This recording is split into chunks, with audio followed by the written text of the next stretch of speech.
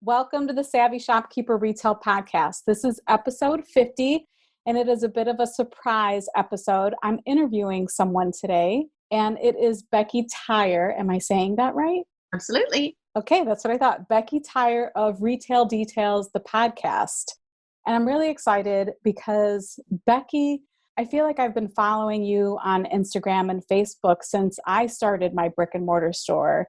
And you are one of the people, I don't know, you really resonate with the independent retail community, and you share so much helpful information. Your podcast is great. And I know a lot of the women in my community love to follow you.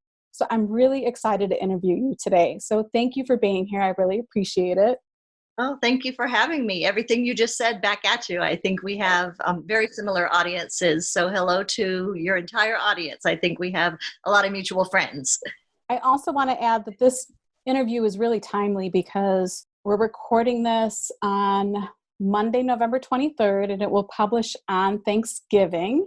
And that's the Thursday right before Small Business Saturday. So this it worked out perfectly because you're the perfect person to interview before that weekend, before, all of the independent retailers really go all out to get customers into their store. So thank you again for being here. One of the things that I really wanted to take the time to talk to you about was to actually learn about you. I feel like you're so focused on everyone else. You're so focused on store owners and retail in general that I actually wanted to take a few minutes to learn about your journey and how you ended up being such a small business cheerleader. Okay. Well, I've actually worked in corporate.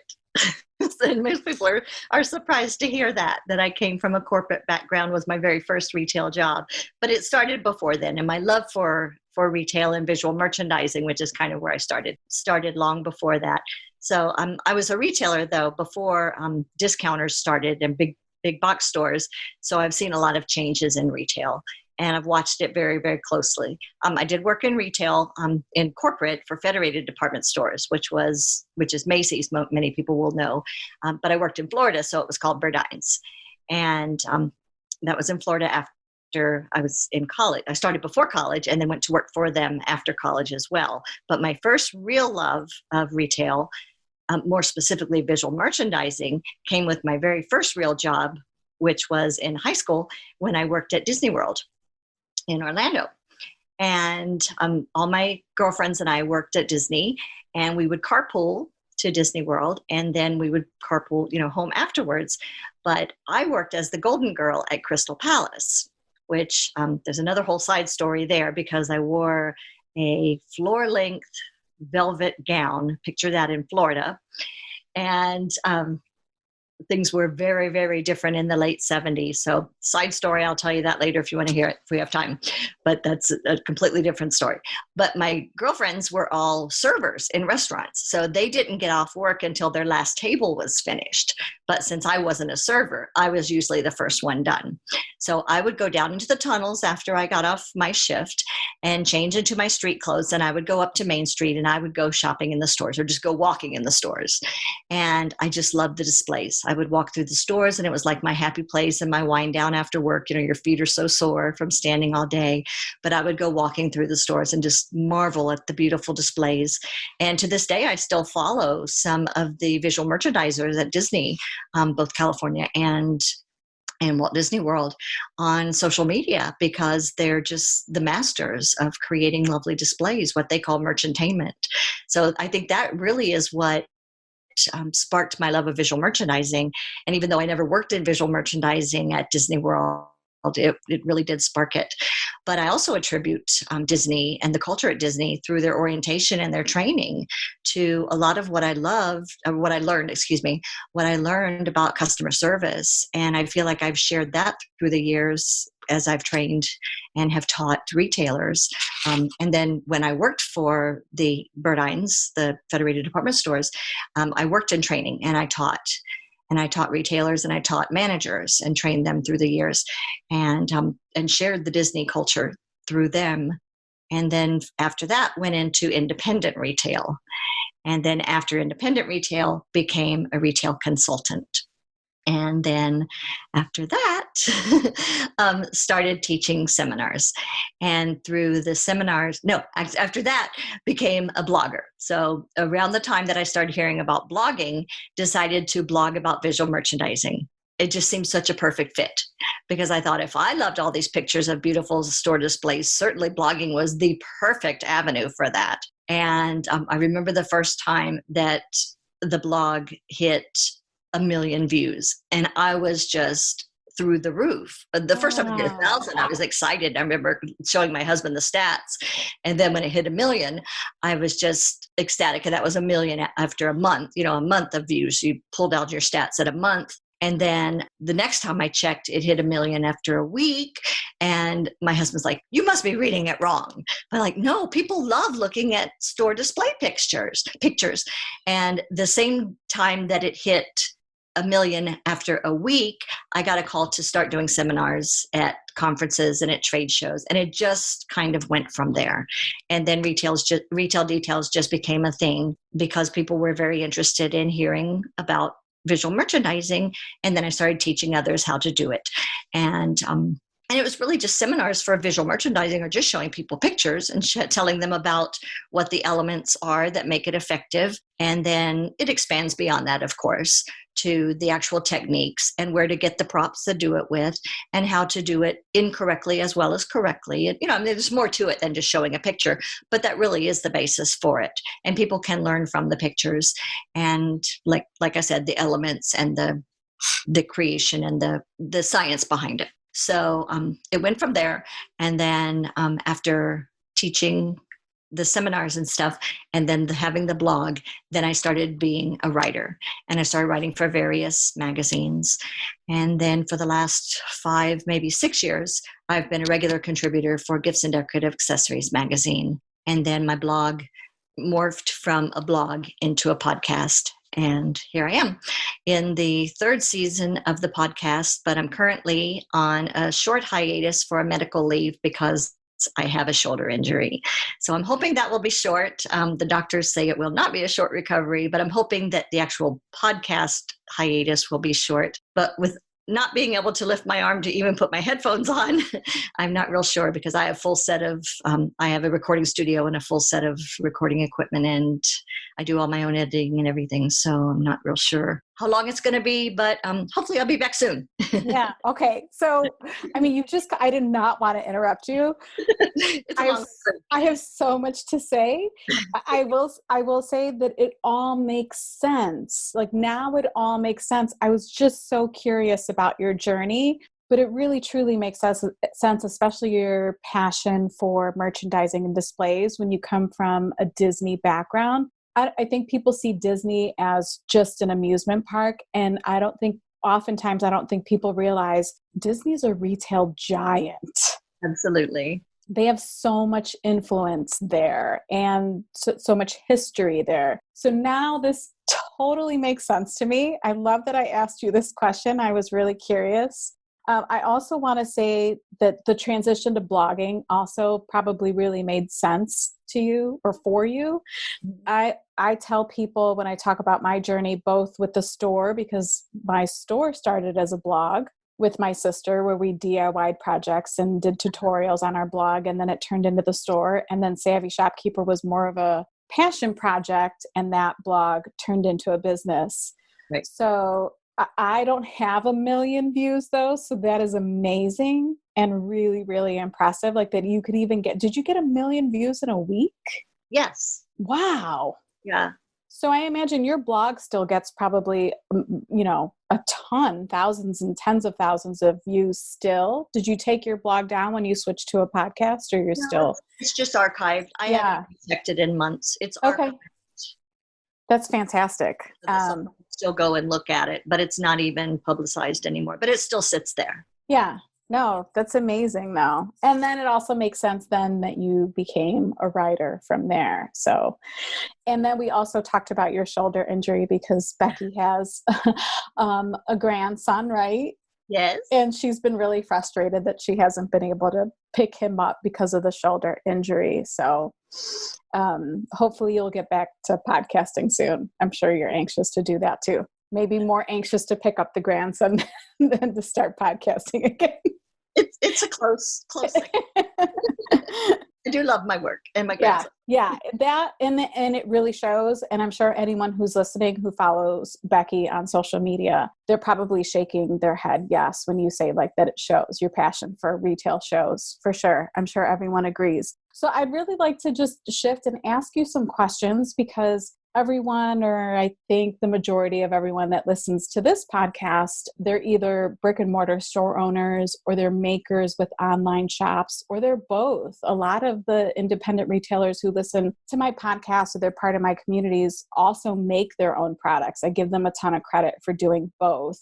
Right. But I would love to hear, because I consider you an expert here, and I know you have some great advice and information to share with everyone. So I wanted to start off with some questions that you could share with the listeners. And the first one is, what do you think, especially brick and mortar store owners, what do you think that they do, the successful ones that they do right? Maybe a couple things that you think. I think that successful retail stores and retail store owners know their customers. They know who their customers are, and they know who their customers are not. So that would expand to the fact that they know who their customers are and they buy for that customer, and they don't speculate on who their customers are not. They buy accordingly. They plan their social media for who their customers are, etc. So that everything is based around who their customers are. Having said that, it's hard to do when you're brand new. So I'm speaking to successful stores are generally not brand new stores. They're not successful from day one. I probably have a list of about 6 things that successful stores do right. Maybe number 2 for successful stores, because that would be more stores that are existing. How about utilizing sales reps for what they're worth? Oh, I like that one. Utilizing good sales reps, because some are good, some are not. Utilizing good sales reps, good sales rep agencies, and online combinations, the online ordering platforms that are good. Utilizing a combination of all of that. Let's face it, particularly coming into the holidays, a good sales rep can be make it or break it. Hey, pick up the phone. I'm out of such and such. I sold out the very first day. Can you get me some more? Oh my gosh, I didn't buy enough of anything. Do you have any closeouts? Is there anything you can get me? I sold out flat out. I've got an empty table. What can you get me? That's the kind of thing that's good sales reps do. Good sales reps come in this time of year and inventory your sock wall, if you have a sock wall, and you don't have to deal with it, that sort of thing. But those are the type of relationships that you have to cultivate all year long. And when I meet retailers who don't allow sales reps in their stores, I think those retailers are making a mistake. That's such a great tip. I think a lot of, at least, every podcast has a different audience, but I feel like within my community, we tend to be smaller retails, under $500,000 in revenue each year, some fairly new. And don't get me wrong, some are very experienced, 20 plus years in retail. But I think that's a great point, nurturing the relationship with the sales reps. There are a few women in our communities who really, really do that well. And I love listening to their stories, and I love seeing them go to market and that they have dinner plans with their sales reps or dinner plans with certain brands, because they really like to nurture that relationship. So I love that you said that. I also really appreciate that you said knowing their customers. I think oftentimes we're so focused on the product or what's in the store that we're not really thinking about who we serve. So I thought those were great answers, and it totally makes sense. And I'm even guilty sometimes of not nurturing the relationship with the sales reps. It's something that I should do better. And I will keep that in the front of my mind when I go down to Atlanta, if that all works out in January. So thanks for mentioning that. I appreciate it. So the next question I have is, what are 2 common mistakes you see store owners make? Well, my first would be a pet peeve, not necessarily a mistake. This is just something that anytime I have a chance to speak to more than one retailer at a time, I would share this. My pet peeve is on your social media and on your website when you don't tell me where you are. Good one. Tell me where you are. And that doesn't mean the first name of your town, because I think like 42 states have a Springfield. So don't tell me you're in Springfield. Don't tell me you're in Portland, because I don't know if that's Maine or Oregon. Yeah. Exactly where you are. It's so frustrating for me. Like, I'm not traveling right now, obviously, because very few people are, but I travel a lot. And just because I'm not in your town doesn't mean I'm not coming to your store, because I might come to your store and you know what? I might write a magazine article about your store, but you have to tell me where you are. It's so frustrating. And other people might be looking for the same thing. And it might even be that I want to order something from your store on your website, but I want to know if it's, I might want to order from it for the next state over, even just to keep the shipping down or something. Just tell me. Just everybody go to your website right now and make sure it tells me what town and what state you're in. It's that simple. So that's my number one tip. Just tell me where you are on your website, on your Instagram, and on your Facebook at the very least. So that's a simple fix. Yeah, it really is. That's easy. But you would be surprised. In fact, you would be amazed how many Facebook pages and even websites this is missing from. So it just drives me crazy. And my husband just laughs at me because it's such a pet peeve and it drives me crazy. Okay, what else they're doing wrong? Most people are not doing a whole bunch of things wrong, because most store owners love their stores. They have passion for their stores, and it's mostly little things, and they figure it out along the way. Things that I notice when I go in stores, though, and if someone hires me to come and help them in their store, the number one thing that I notice, because I'm familiar enough with merchandising to know that merchandise, not merchandising, pardon me, is that I see old merchandise, that they're not marking it down quick enough. So you want to get rid of that old stuff and get it out of there. So if I go in a store and I see stuff that I know is 2 seasons ago from Mud Pie, or really old Vera Bradley design, or stuff that I recognize, it doesn't mean necessarily that your customer is going to notice maybe last season's stuff, but if they come in often enough, they're going to notice really old stuff. That would be a second thing. Regarding staff things, I think the number one thing in a staff error that I would recommend to a retailer is keeping toxic staff around too long. Okay. If you have an employee that is not good for morale in the store, not letting them go soon enough. Okay. I love that you mentioned all of those. It hits the nail on the head. It's things I talk about often, especially in my Master Shopkeepers group. For sure, getting rid of the stale inventory. Just let it go. Like we joke around about the song from Frozen, let it go. Like, let that play in your head. Just let it go. It is okay. And it really gives you a good cash injection so that you can buy the new stuff. It really makes sense. But I understand that retailers have a hard time. Just they look at it as an investment, and they don't want to lose out on an investment, but they don't realize that that's what's going to keep their business going. So I love that you said that. And for sure, showing where you are. A lot of people I often hear too, like even on your personal bio, link your store. There's so many times, probably when I engage in another Facebook group that has nothing to do with retail, or I might engage, or it's a local Facebook group, I want people to be able to click on my bio. If they say, oh, I wonder who Kathy Cruz is, and they click on the bio, they see right away the 2 businesses that I own, and they can click on those and start to dig a little bit deeper if they want to. So even something like that.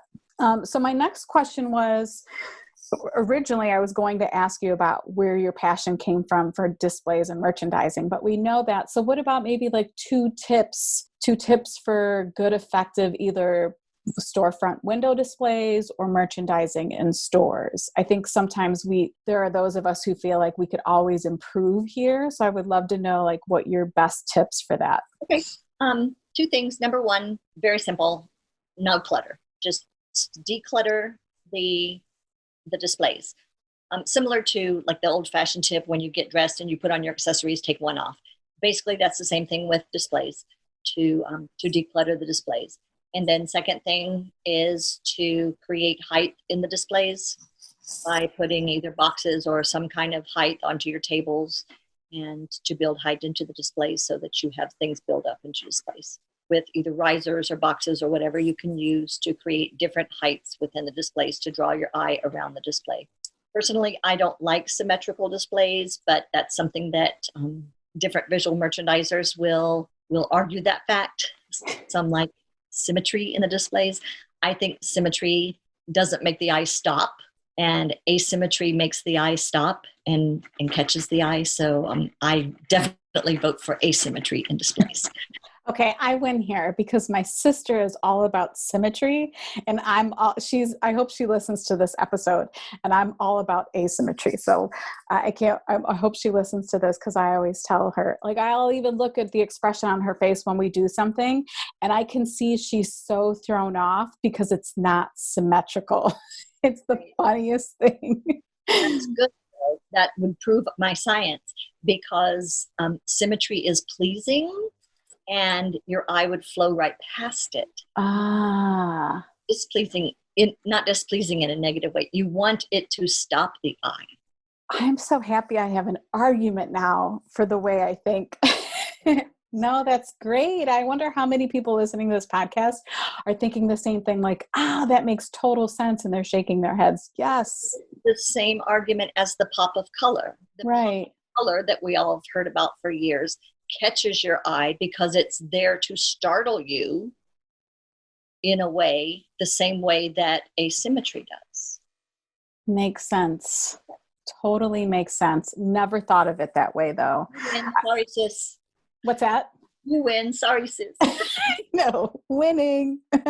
And then the other thing that I like that you said is height. That's something that, again, my sister and I have personally worked on. We just participated in a winter market event, and we've learned over the years going into it that we need smaller pieces of furniture not to sell, but we actually use them to add height to the display tables, to add the dimension, and so that the eye has to go up and down. And that really, really helps. And then we also add more height to those displays too. And when the height is kind of off, or we know we need to add something taller to it. But that's really important. I think a lot of people struggle with that in stores too, on walls. Yes.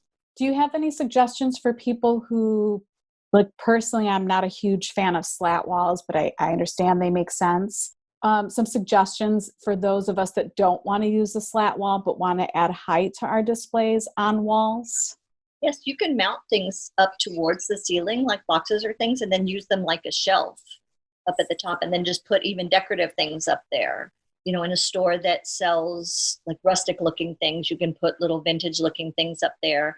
In stores that sell accessories and things, you can put like mannequin heads, anything, depending on if it's a women's store, anything that's relevant to the store, but that you don't have to get access to all the time. You can put things up there that are decorative, or you can just even put pretty things up there, decorative cloth. Yeah, that's a great point. Up, but you don't want it to be too distracting that takes away from your merchandise. That's okay.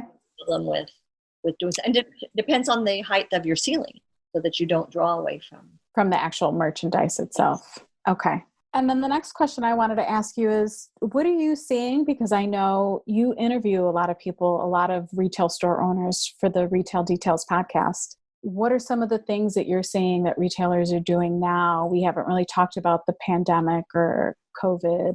What are some of the things that retailers are doing now to either survive or thrive during this year? Because we also don't know when this is ending, unfortunately. I think we were all hopeful it would be over before Q4, but it's here, and unfortunately it's holding strong. So I'd love to know a couple of things that people are doing to really help their businesses out.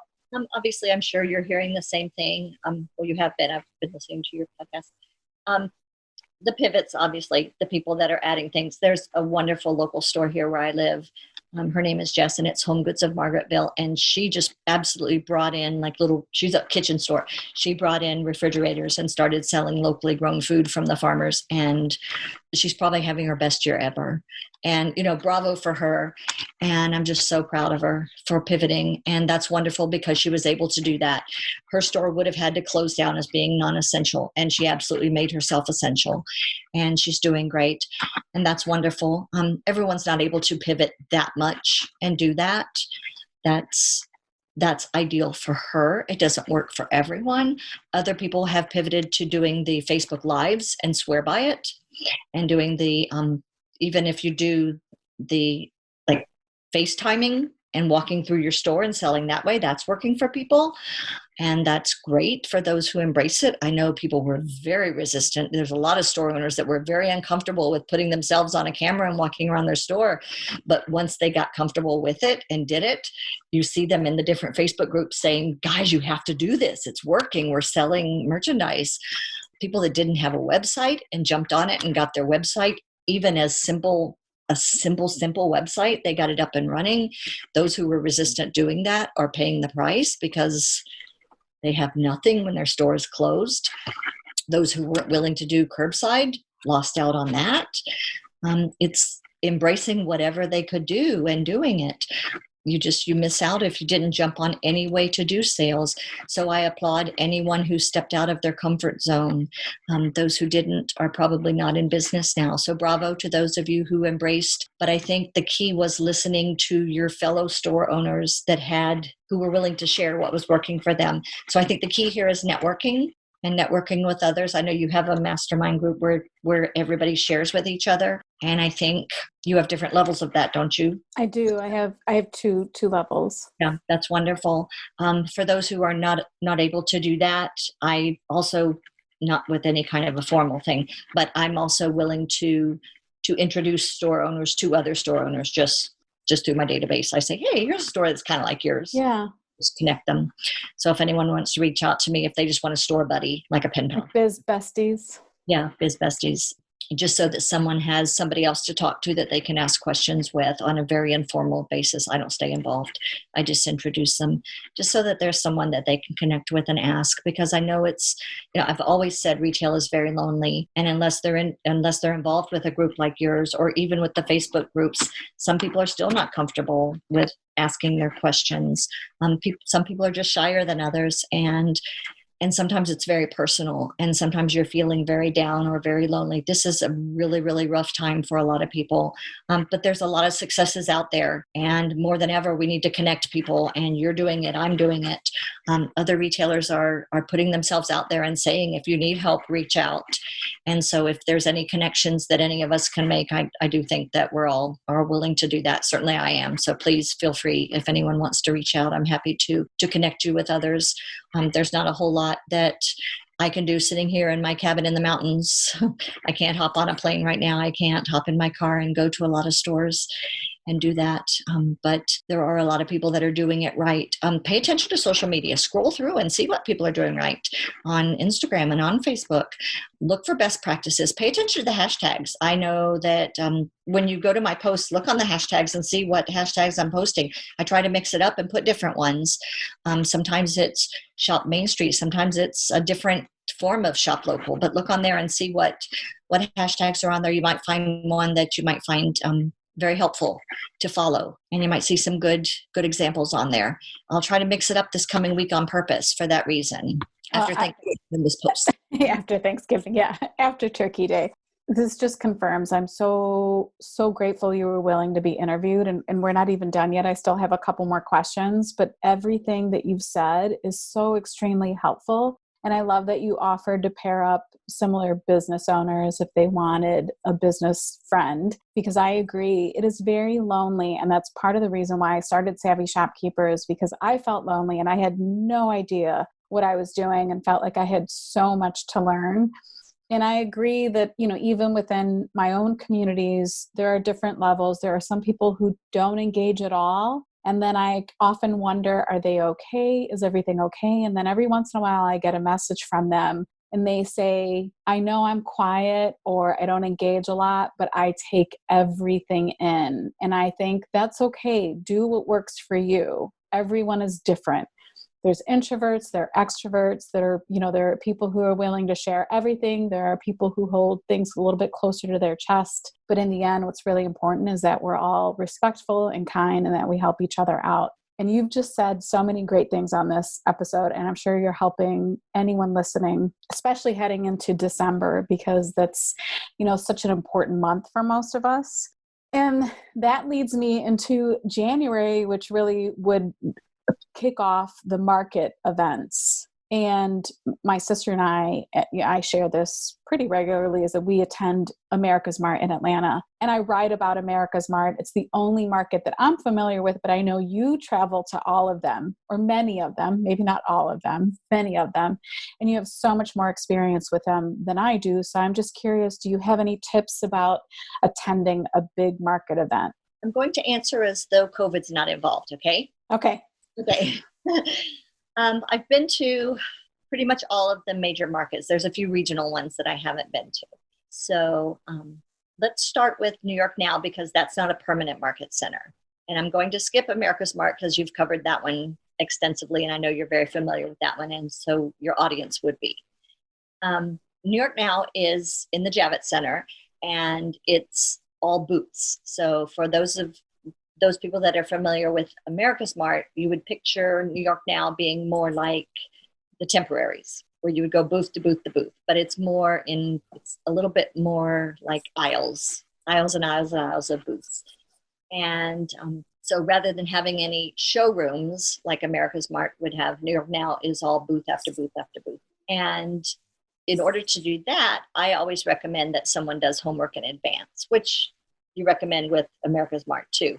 The big difference between a show like New York Now and a show like Dallas Market Center, Las Vegas Market, and America's Mart is that it's individual reps for the most part.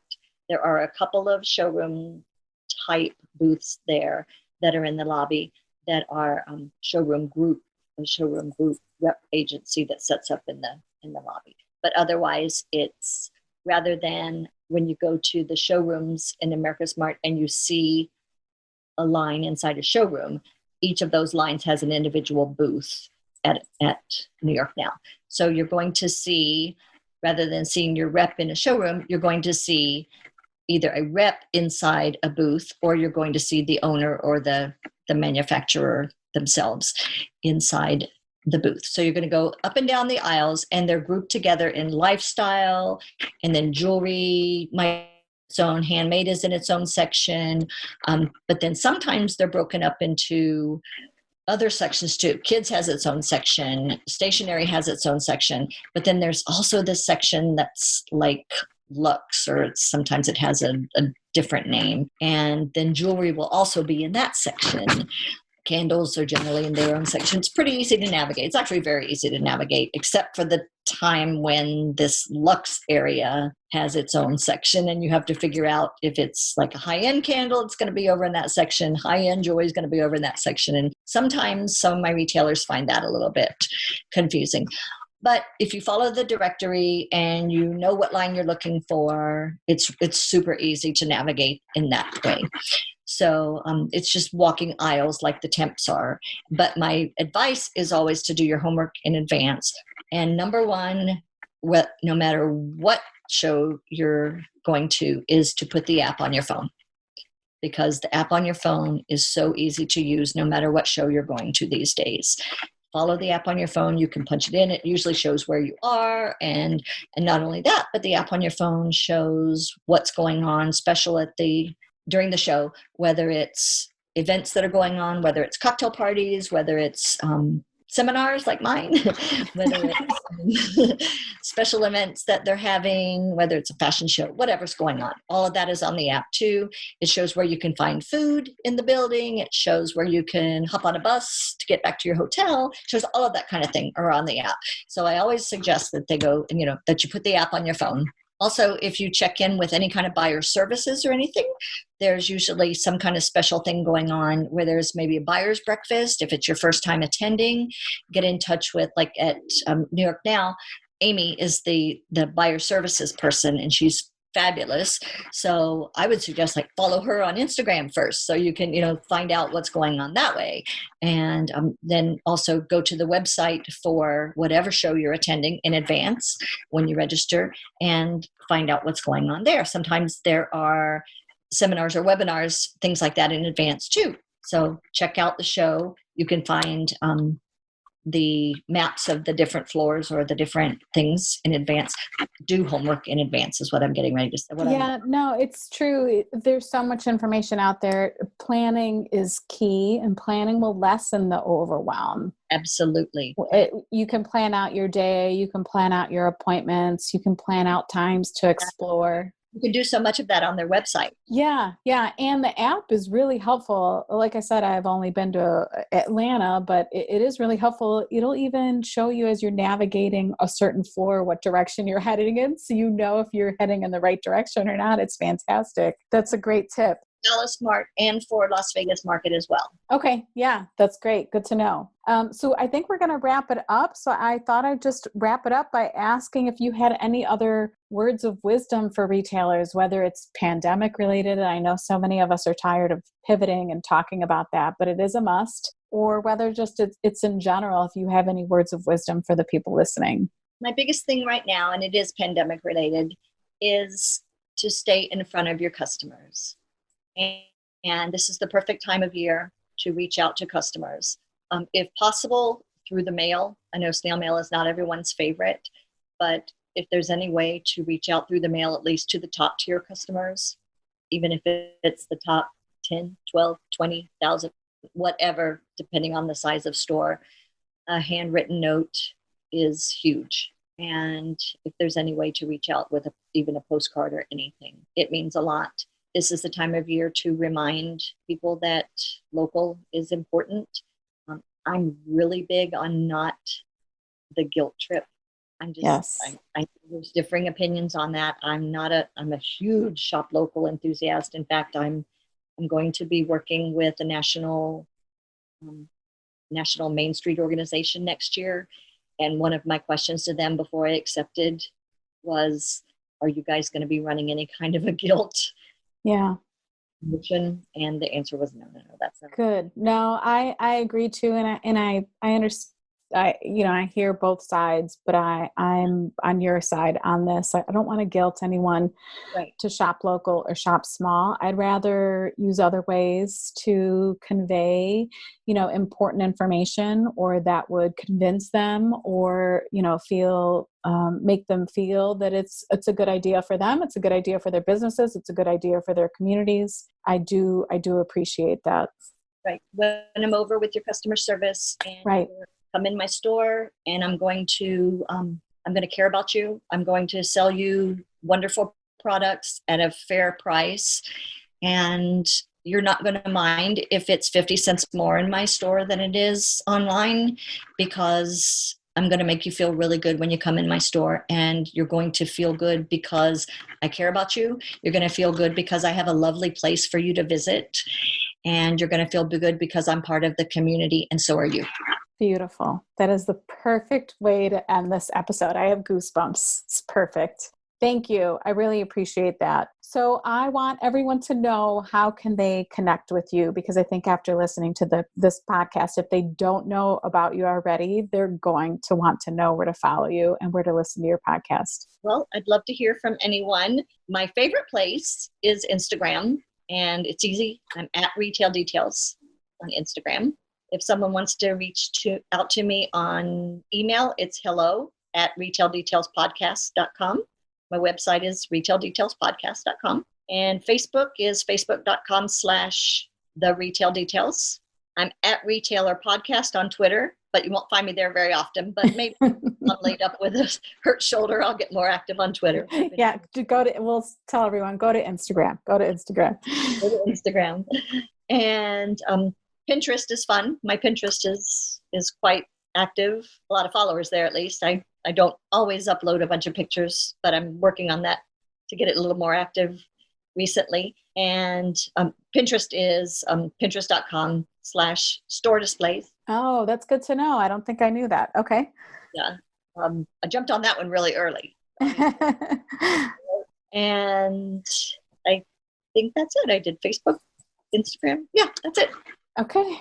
Well, like I said, I know I've said this a couple times already. I just think this episode and this interview is so timely before Small Business Saturday. You've shared some amazing tidbits, some amazing tips, lots of really good, valuable information, things that, most of us retailers, it's hard. We're so busy with the day-to-day that sometimes we forget some of those what we should consider core values in our business. So thank you for taking the time to do this. I know we had some tech issues the first time we did this, so I appreciate you coming back today to do this. I hope everyone really enjoys this episode. Please connect with Becky. She's a wealth of knowledge, I'm sure you can tell. In her heart, she has the biggest heart, and I think that's what attracted me to you the most. So thank you for being here. And again, I hope everyone connects with Becky somewhere on social media or on the web. Thank you so much for having me here today. Thanks, Becky. Have a good one. Thank you. Message and data rates may apply. Reply stop to opt out. Consult a doctor prior to use. You look great. What have you been doing? I found Zelthy. If you qualify, their providers can prescribe the same active ingredients in Ozempic and other expensive GLP-1s for 80 to 90% less without insurance. All of mine shipped right to your door. Get started with Zelthy today for just $39. Call #250 and say keyword CARE. That's CARE to #250.